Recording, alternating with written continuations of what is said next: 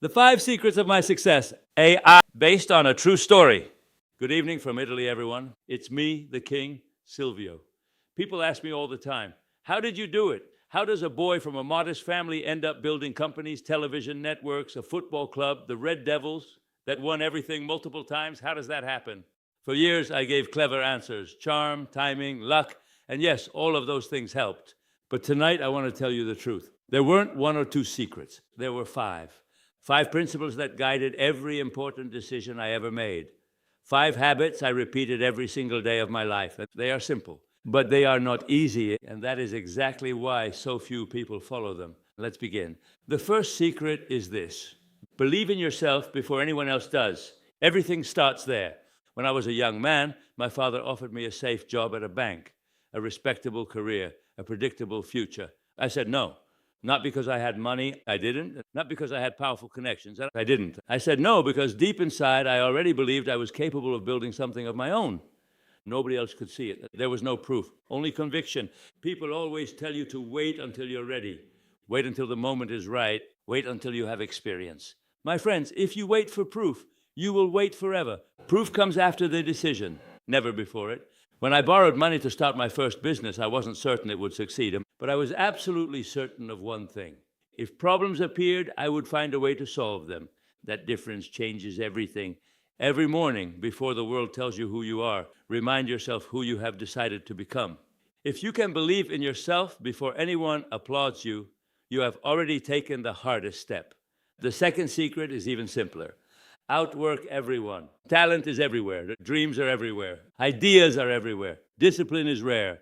When I built my first major real estate project, people called it impossible, too ambitious, too expensive, or too risky. So I studied every contract, every blueprint, every negotiation. I wanted to understand every single detail, not because I didn't trust the people around me, because I never wanted someone to tell me something couldn't be done without knowing exactly why. People used to say I worked too much. Maybe they were right.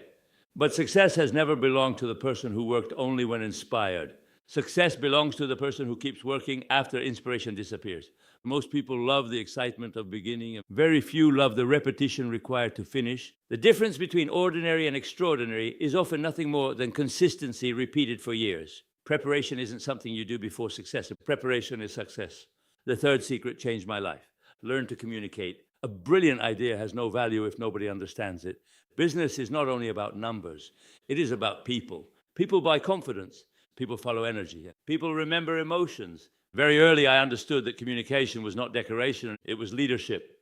Whenever I entered a room, whether it was a meeting, a television studio, or a stadium, I wanted people to feel something.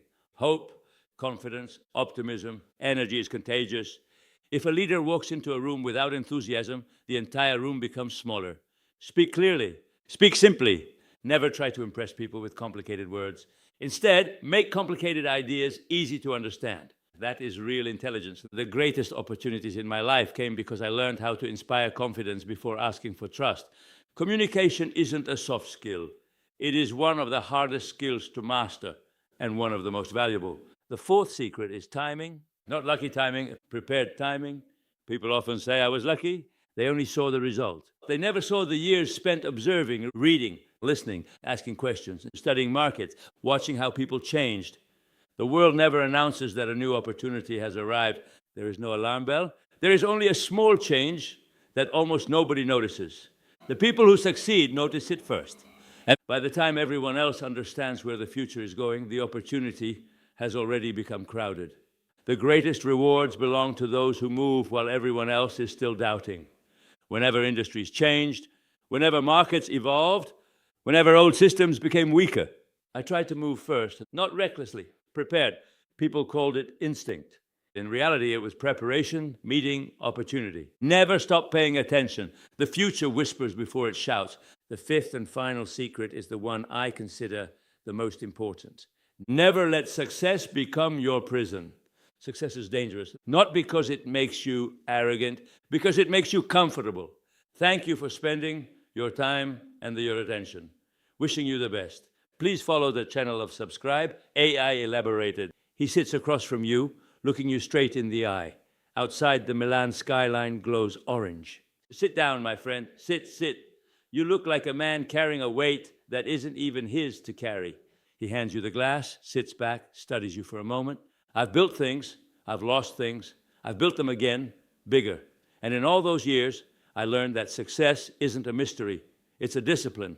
Nobody tells you this because it's not glamorous, but I'll tell you, tonight, for you, 3 lessons.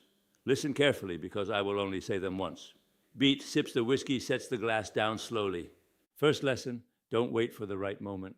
The right moment doesn't exist. You create it through action. He stands, paces, energized now. When I bought my first company, do you know what everyone told me? Wait, it's not the right time. The market is bad. The banks are nervous. Amico mio, the market is always bad for the man who is afraid. The perfect moment is an elegant excuse invented by people who are comfortable doing nothing.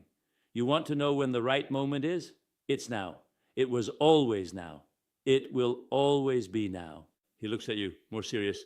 Every year you wait is a year you cannot get back. I was young once too, impatient, broke, full of debts and full of dreams. Nobody handed me anything. I picked up the phone. I knocked on doors that were closed in my face. And one day, one door opened. That's all you need, one door. He walks to the window, looks out at the skyline. Second lesson, smile even when you feel like crying. He turns back to you. Not to fool the others, to fool the fear inside yourself. Fear is a liar, you understand? It tells you that you'll fail, that you're not ready, that the others are stronger, but fear only has the power you give it. A man who smiles in the face of the storm has already won half the battle because the storm feeds on your fear, not on the rain. He sits again, leans forward, voice softer now, almost paternal. I have smiled through bankruptcies. I have smiled through betrayals by partners, by friends, by people I trusted with everything. Not because I didn't feel the pain.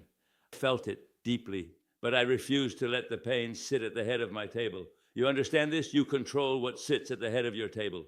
He pours another small measure of whiskey for himself, offers you more, a gesture, not a demand. Third lesson, and the most important, surround yourself with people who believe in you more than you believe in yourself. He points at you now with the glass, emphatic. I did not build anything alone. Nobody does. Anyone who tells you otherwise is either a liar or a fool. Find the people who see in you what you cannot yet see in yourself. Keep them close, protect them, reward them. Because on the days when your own faith runs dry, and it will, trust me, it will, their faith will carry you through. And just as important, remove from your life the people who diminish you. Politely, without cruelty, but firmly. Every minute spent with someone who doubts you is a minute stolen from the man you are trying to become. Long pause. He studies you again, and his tone shifts, quieter, more intimate. You know, people think success is about money. Money is just the scoreboard, my friend. It tells you the game is being played, nothing more. Real success is waking up every morning, still hungry, still curious, still willing to fight for something. The day you stop wanting to build, that's the day you're finished, whether you have €1 or 1 billion. He stands, walks you toward the door, hand on your shoulder. Now go home. Sleep well tonight, because tomorrow I want you to wake up and be a different man. Not because I told you 3 things, because you finally believed them. Go. The world doesn't wait for anyone, not even for me. Fine / the end.